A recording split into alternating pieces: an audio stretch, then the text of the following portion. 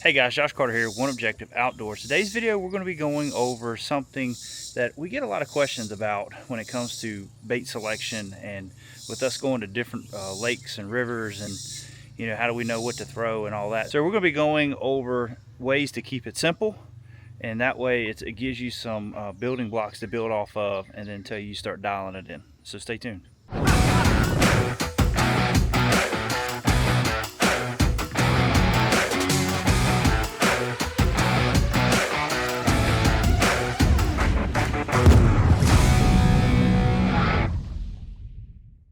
Alright guys, like I said at the beginning of this video, we're going to be talking about keeping it simple. That's one of the hardest things as an angler we can do, and the reason is because if you go into a tackle store, there's thousands and thousands of different baits, different colors.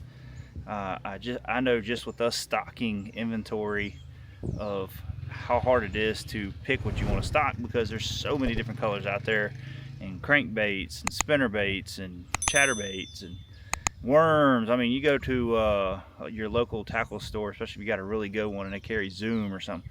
Look at the wall they have of like Zoom or missile baits or Googan or whatever bait you like to throw. Just look, some of these tackle stores have a lot of stuff. So the key thing for me is keeping things simple. So there's only a few main colors out there when it comes to jigs, spinner baits, buzz baits, even when it comes to soft plastics, that for new fishermen, for people that are getting into tournaments, to say you're a co-angler and you want to fish BFLs and all that stuff, I say keep it simple at the beginning and then start honing it. If you're practicing out there, you can hone it, whether it's taking a green pumpkin worm and dipping it in chartreuse, the ends of it, or little adjustments like that. But let's kind of dig into this. I'm gonna show you guys what I'm talking about, keeping it simple. Alright guys, like I said, I like keeping things super simple. So as you can see, when you look at my jig box, you look at my Carolina rig box, you look at my chatterbait box, and this goes for anything with spinner baits, this goes for anything with buzz baits and all that stuff. Is I try to keep everything simple, and then I try to dial it in from there. So if I'm going to let's say the James River's going to come up, getting ready for that, I'm going to start off with a black and blue jig. If I get in spots where I feel like the watercolor is a little clearer and I feel like that they can see a little bit better in there, I'm going to go to something more of a green pumpkin orange, something like that, one of these like mini flips. I do have different colors of green pumpkins and all that stuff, but 9 times out of 10, these two colors here, these are the ones I got the most of.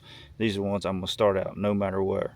And then if I go in and I feel like you're biting a little funny or something like that, and also I got some stuff here that's like what I call like a PB&J. It's like a just a brown, so but most of the time I'm keeping it super simple with these couple colors here.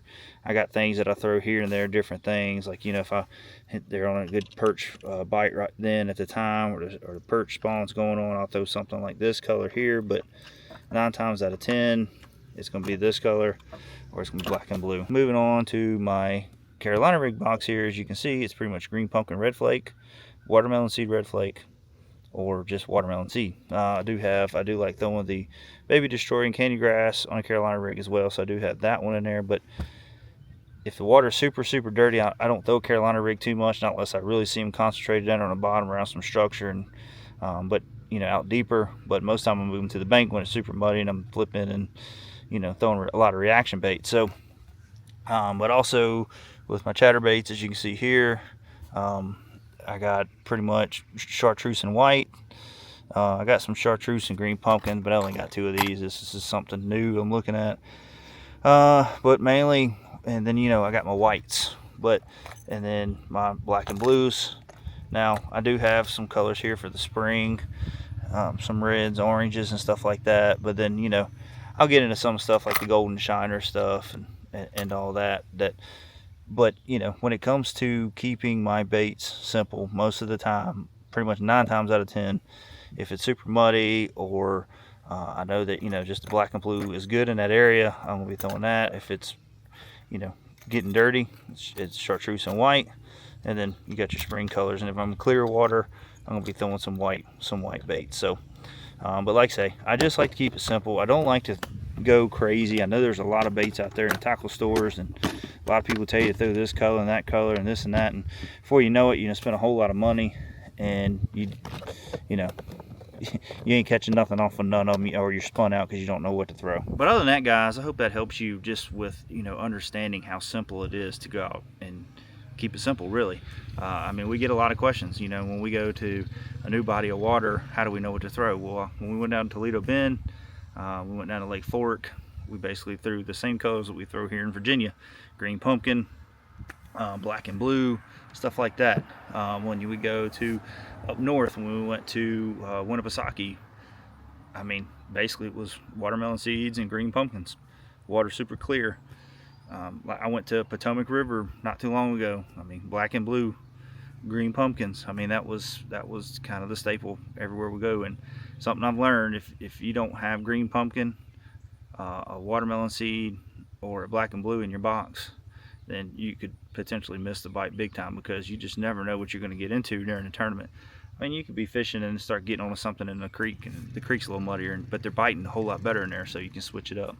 So just like I say, just make sure you keep things simple. Don't go crazy, and until you start, especially these new people coming in fishing as a co-angler, or getting into tournament fishing, or just traveling and fishing. If you keep it simple, you won't have a truckload of baits. It is nice to go stimulate the economy every once in a while at a tackle store and buy something new. Like, that looks pretty cool, I might try that. Something different that you want to take back home and try. But 9 times out of 10, most of the time when you open that tackle box up, you're going to throw that one new bait for a little bit, and you're going, I'm going back to my old faithful green pumpkin worm, or a green pumpkin jig, or white spinner bait, whatever. So just like I say, keep it simple, and you can catch fish anywhere you go in the country. So other than that, guys, hope you enjoyed the video. Please comment down below if you're one of them ones that have all these different color baits and thousands of baits, or are you one of the ones that kind of keep it simple? You keep just your, what you like to throw, that's it. Green pumpkins, black and blues in the boat. You don't carry a lot of stuff. Just let me know. Let me know in the comments how you are. So other than that, we'll talk to you later, guys. See ya.